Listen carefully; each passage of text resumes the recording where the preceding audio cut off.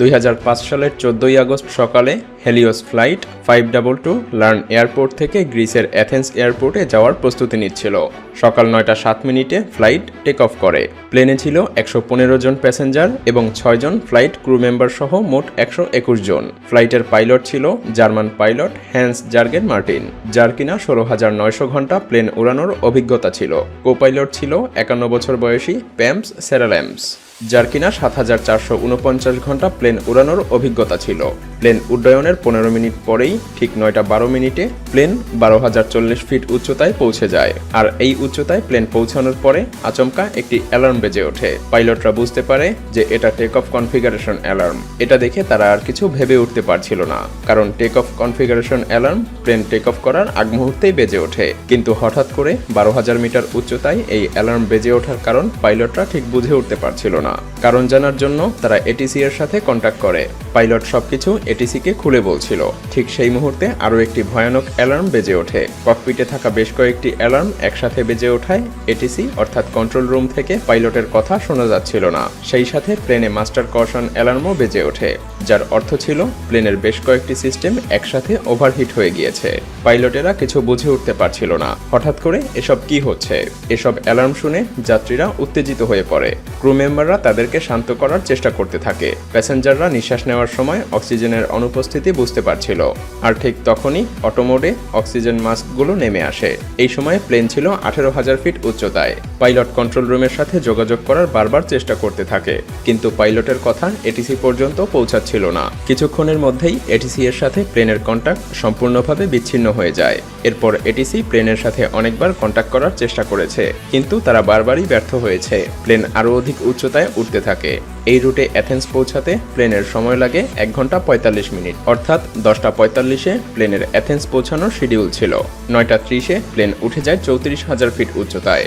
এরপর 9:37 প্লেনটি Athens flight information রিজনে পৌঁছে যায়। 10:12 থেকে 10:50 পর্যন্ত অ্যাথেন্স এয়ার কন্ট্রোল রুম থেকে প্লেনটির সাথে যোগাযোগ করার বারবার চেষ্টা করা হয়, কিন্তু তারা কোনোভাবেই প্লেনটির সাথে যোগাযোগ করতে পারছিল না। 10:45 বেজে যায়। ঠিক এ সময় প্লেনটি অ্যাথেন্স এয়ারপোর্টে ল্যান্ড করার কথা ছিল, কিন্তু এই সময়ে প্লেনের কোনো অস্তিত্বই খুঁজে পাওয়া যাচ্ছিল না।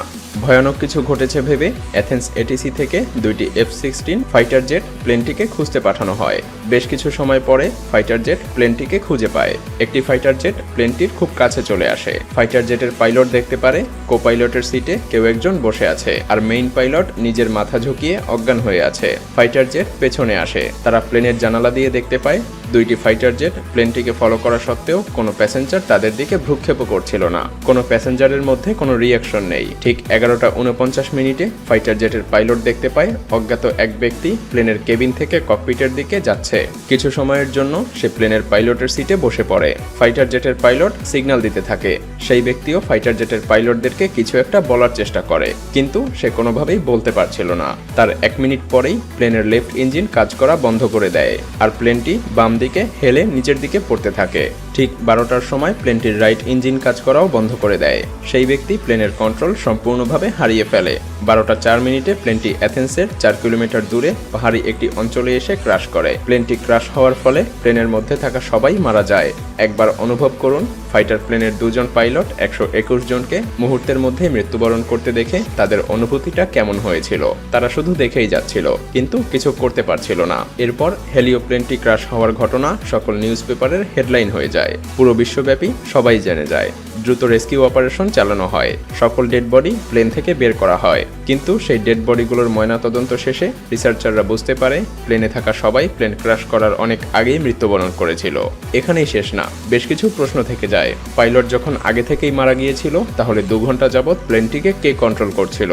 এর উত্তর হলো, আগেই বলেছি, ককপিটের দিকে কেউ একজনকে আসতে দেখা গিয়েছিল। সে ছিল flight attendant Andreas. Plane crash হওয়ার আগ মুহূর্তে অ্যান্ড্রিয়াস অ্যাথেন্সের এয়ার কন্ট্রোল রুমের সাথে যোগাযোগ স্থাপনেরও চেষ্টা করেছিল। অ্যান্ড্রিয়াস কন্ট্রোল রুমের সাথে 5 বার মেডি মেডি বলতে থাকে। Mayday. Flight 5. অ্যান্ড্রিয়াসের কাছে এমন কোনো অভিজ্ঞতা ছিল না যা দিয়ে সে বোয়িং প্লেনকে কন্ট্রোল করতে পারবে। তবে শেষ পর্যন্ত সে প্লেনটিকে একটি জনমানবহীন এলাকায় নিয়ে যেতে সক্ষম হয়। এক্সপার্টরা তদন্ত করে জানতে পারে প্লেন যখন বাম দিকে হেলে পড়েছিল তখন প্লেনের বাম ইঞ্জিনের ফুয়েল শেষ হয়ে গিয়েছিল। কিন্তু এরপরে ইনভেস্টিগেট অফিসাররা এর আসল কারণ জানতে পারে। তারা কন্ট্রোল প্যানেলে একটি বাটন দেখতে পায়। এটা ছিল প্লেনের প্রেসারাইজ বাটন। এই বাটন দেখে অফিসাররা সবকিছু বুঝতে পারে। আসলে এই প্রেসারাইজড বাটন প্লেনের মধ্যে এয়ার ফ্লোকে কন্ট্রোল করে। এসব ইঞ্জিন অল্প অল্প করে বাইরের বাতাস প্লেনের মধ্যে প্রবেশ করায়, যাতে করে প্লেনের মধ্যে অক্সিজেনের স্বল্পতা না দেখা দেয়। আর এই প্রেসারাইজড বাটন অটোমেটিক মোডে রাখা হয়। আর যদি এই বাটন ম্যানুয়াল মোডে রাখা হয় তাহলে ক্যাপ্টেন এবং কোপাইলটকে এটার দিকে নজর দিতে হয়। এমনটা কেন ঘটলো এটা জানতে হলে প্লেনটিকে টেক অফের একদিন পূর্বে ফিরে যেতে হবে, যখন এই প্লেনটিকে রুটিন সার্ভিসে নিয়ে যাওয়া হয়। সেখানে প্লেনের খুঁটিনাটি চেক করে সার্ভিসের জন্য প্রস্তুত করা হয়। আর এখানেই সার্ভিসম্যানেরা প্রেসারাইজড বাটন ম্যানুয়াল মোডে রেখে পাইলটের কাছে বিমানটিকে হস্তান্তর করে। প্লেন টেক অফের সময় পাইলট এবং কোপাইলট প্রেসারাইজড বাটনটির দিকে তাকানোর কোনো সময়ই পায়নি। ফলে বাটনটি ম্যানুয়াল মোডেই চালু থাকে, যার ফলে প্লেনের মধ্যে ধীরে ধীরে অক্সিজেন স্বল্পতা দেখা দেয়। যাত্রীদের মাথা ব্যথা শুরু হয়। পাইলটেরা অ্যালার্ম ঠিকই শুনতে পেরেছিল, কিন্তু দুর্ভাগ্যবশত তারা প্রেসারাইজড বাটনটির দিকে মনোযোগ হারিয়ে ফেলে, যার ফলে প্লেনের মধ্যে মারাত্মক অক্সিজেন স্বল্পতা দেখা দেয়। আর পাইলটেরা আস্তে আস্তে জ্ঞান হারিয়ে ফেলে। কেবিনের অক্সিজেন মাস্ক অটোমেটিকভাবে নিচে নেমে আসে, তাই যাত্রীরা ক্ষণিকের জন্য অক্সিজেন পেয়েছিল। কিন্তু পাইলটদের ককপিটে অক্সিজেন মাস্ক অটোমেটিকভাবে নিচে নেমে আসে না। তাই আস্তে আস্তে প্লেনের সবাই একে একে জ্ঞান হারাতে থাকে, কারণ অক্সিজেন মাস্ক কেবলমাত্র 12 মিনিটের জন্যই অক্সিজেন সরবরাহ করে। তাই এরপর সবাই জ্ঞান হারিয়ে ফেলে, শুধুমাত্র একজন ছাড়া। তিনি হলেন ফ্লাইট অ্যাটেন্ডেন্ট অ্যান্ড্রিয়াস।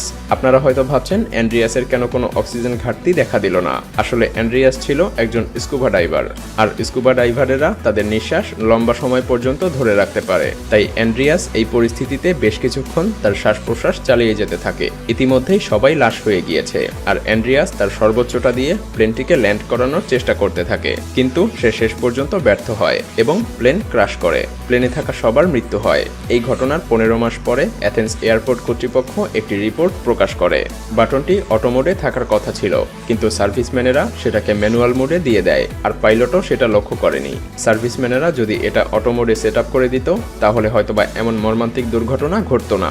ভিডিওটি ভালো লাগলে শেয়ার করতে পারেন, এবং আপনি যদি এমনই রহস্য, রোমাঞ্চ, আনকমন আর ইন্টারেস্টিং ভিডিও দেখতে পছন্দ করে থাকেন তবে মায়াজাল চ্যানেলটিকে এখনই সাবস্ক্রাইব করুন এবং পাশে রাখা বেল আইকনটি প্রেস করুন। তো দেখা হচ্ছে আগামী এপিসোডে। ততক্ষণ পর্যন্ত ভালো থাকবেন। ধন্যবাদ।